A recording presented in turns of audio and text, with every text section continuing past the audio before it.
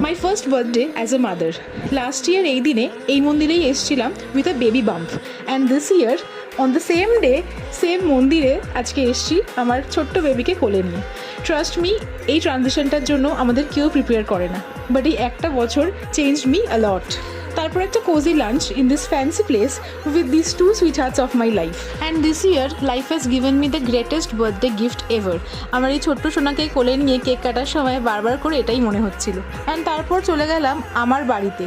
ছেলে গিয়ে তো সেখানে দাদু ভাইয়ের সাথে খেলতে শুরু করে দিল, আর আমি ওয়েট করেছিলাম মায়ের হাতের পায়েসের জন্য, বিকজ কোনো বেঙ্গলি বার্থডে এই পায়েস ছাড়া কিন্তু জাস্ট ইনকমপ্লিট।